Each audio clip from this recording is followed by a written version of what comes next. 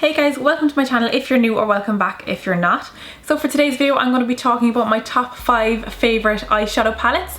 I'm personally more of an eyes person when it comes to makeup. I like to play up my eyes more than I like to play up my lips, even though today obviously I have a strong lip colour on. And by the way, if you're interested in this makeup tutorial, I will have that linked in the description box down below, and I will also have it in one of the cards right here. And it is inspired by Diane Guerrero's makeup from the SAG Awards. So you can go ahead and check that out if you're interested. But back to today's video, I'm talking about my top 5 favourite eyeshadows with one kind of honourable mention. So technically 6, but officially 5. So let's just jump on in. Now I won't be talking about these in order because that would just be too hard for me, but I do love and use all of these a lot. So the first one I'm going to talk about is one of my most used palettes for most of 2016, and that is the Kat Von D Shade and Light Eye Palette. If you watch my makeup tutorials, you will have seen me use this a lot because it's all mattes basically, except for 2 of the highlighters which have a slight sheen to them. They're not shimmery, they just have a little bit of a sheen, and they're all kind of neutral colours even though their undertones range, so they're set up nicely as well, so that you have your neutral quad here, your cool quad here, and your warm quad here. Now obviously you can mix and match and use them as you like, but it's just set up nicely that way. So I do appreciate that, and I also appreciate the fact that it is a matte palette. It's kind of been changing recently, but for the most part a lot of brands, and especially affordable brands, will include a huge amount of shimmers in their palette, and there's only a couple of mattes. And I love my matte shades. I think having a few is a staple in most, if not every look. So I find that I always grab this with nearly every look that I do, because I know that I'm going to want some sort of matte shade in there, even if it's just a cream coloured eyeshadow as a base, or a brown in the crease, or even just a matte black to smoke out some liner.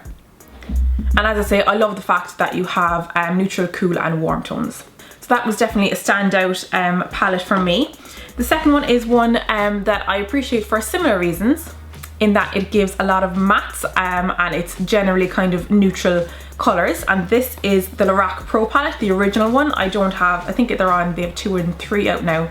And then they have larger Mega Pro ones, which I do want to get my hands on, but I just have the original Pro palette. So first off, I love the packaging. I love how slim it is. It's super travel friendly and super kit friendly as well. So it's great if you're a freelance artist. So it's super thin, and you can also fold it over all the way, which I appreciate. And also the Shade and Light one does that as well. It just makes it that little bit neater on your workspace. So it's a nice and tidy palette, and then the way it's laid out, you can obviously see that some of these colours are well loved, but it's laid out so that all the top row are all matte and all the bottom row are all shimmer. So you have a complete 50-50 of shimmer and mattes. And these aren't quite say as neutral or as toned down as the Shade and Light palette. There is a little bit of injection of colour, but nothing that you would kind of call colourful. Like there's a lovely very light baby pink shade that's beautiful as a base, or a bright lid colour, a nice mauvey shade rather than just having kind of your light browns, and then down here you have a couple of kind of goldy shades, this beautiful deep red shimmery shade, a super deep purple. So it's not just all browns and creams.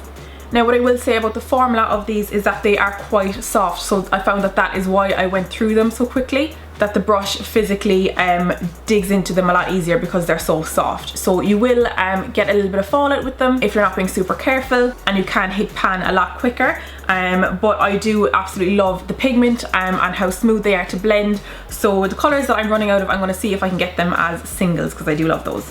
The third palette that I'm talking about is the Anastasia Beverly Hills Modern Renaissance palette, which came out last year, so you might have seen a lot of kind of reviews and tutorials and stuff using this. I've done a couple of tutorials focusing on this palette, and again with the packaging it folds right over, so it keeps it nice and neat on your workspace. It does also come with a brush, which I quite like. It's nice and travel friendly, and it's a dual-ended brush, so you have a flat side here and a fluffy side here. And as with tools and brushes that you tend to get with palettes, it's not the most amazing quality, but it's not bad either. Like I would totally use this, especially to throw in a makeup bag or if I'm traveling. So yeah, that does come with it. And then going into the colours, as you can see, it's not as kind of neutral as the other two. It's much more on the warm side, and I loved that it incorporated a few like pinky and reddy tones, which you don't find that often.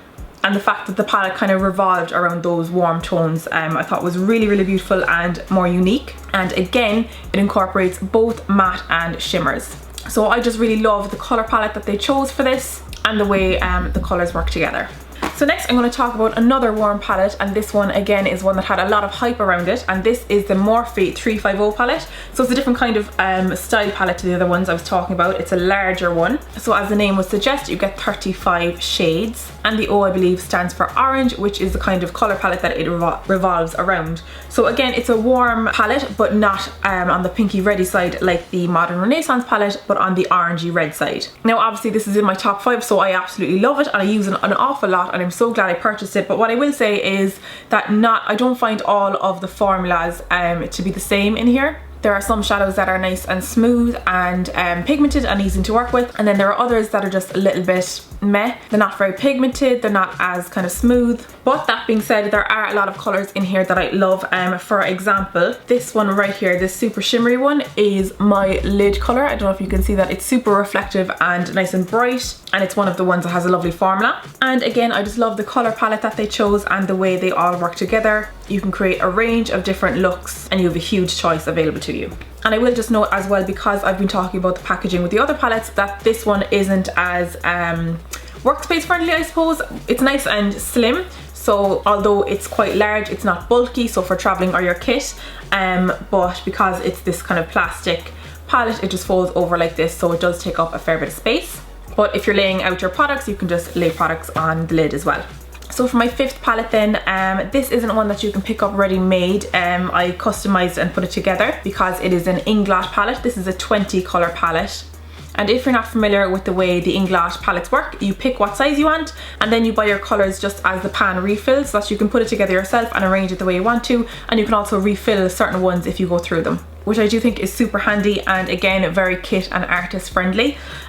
So as I say, it's a 20 palette, so I have 20 shades here. And again, while it is large, it's not as large as say the Morphe palette. That's just a comparison there for you. But the lid comes completely off, so it is that little bit neater, and because it's magnetic, you can just slot it underneath there and it will just sit on top of it and hold it there. Now with this palette, when I put it together, I wanted something super versatile and to give me just loads of options, and that I could then pair with my other staple palettes. So as you can see, I have a number of neutral colours, a number of bright colours, some mattes, some shimmers. But some of my favourites would be 395 up here is a gorgeous highlight.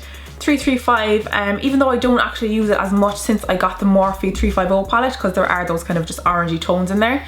335 here is beautiful. It's a nice deep burnt orange and it's a lovely matte. 308 down here, which I'm not sure if it's picking up on camera. It's like a really super dark purple that's just kind of nearly off black, but it's beautiful for doing like a smoky purple eye. And then I love my super brights as well, like the hot pink and the bright blue. This is 319, which is a beautiful matte baby pink, and it's a lovely transition colour for like pink or purple looks. So that's just to give you an idea of the way I put mine together. But if you like eyeshadows and eye palettes, I would definitely look into the Inglot palettes. So those are my top official 5, but as I said, I wanted to give a special mention, and that is the Naked Basics palette. This basically kind of got replaced by the Shade and Light eye palette because it is just a little mini palette of neutral mattes. Again, there is one highlight here that has a little bit of a sheen to it, which I quite like because I do like to have a little bit of a shimmery highlight. So this used to be the palette that I would grab no matter what look I was doing, so that I could have you know, my matte black, a dark brown, a light brown as a transition, a cream as a base, that kind of thing, and I would nearly always use one from this. But now that I have the Shade and Light palette, and that is in a similar vein but it has much more options, I just tend to grab that when I'm doing a look. However, if I'm throwing together a makeup bag and I'm not going to be doing my makeup right here in my studio at my makeup table, I will always throw this in because the size of it is much more travel friendly, and again, I do love the shades in here and they are nice and smooth and easy to work with, so I do still use it a lot, just not as much anymore since I got the Shade and Light. But I do also have a second one of these that I have in my kit, and it gets used an awful lot during freelance. So those are my top 5, technically 6 eye palettes. I get great use out of all of those, and I really love working with all of them. So I just wanted to mention them to you in case there's anything there that piques your interest. And if you have any favourite eyeshadow palettes, please mention them down below. I love getting product recommendations and looking into products that maybe I need to get my hands on. So definitely do that if you have any of your holy grail favourites. So thanks so much for watching, guys. I really appreciate it. I hope you liked it, and if you did, don't forget to give it a thumbs up by clicking the like button that's down below. It lets me know that you like these kinds of videos and it helps me out a lot. And also, if you haven't already, do subscribe. I'd love to have you on board. You can click right here to do that. And if you'd like to see my latest video, you can click right here to do that. So thank you so much again, guys. That is all from me, and I will see you tomorrow. Bye!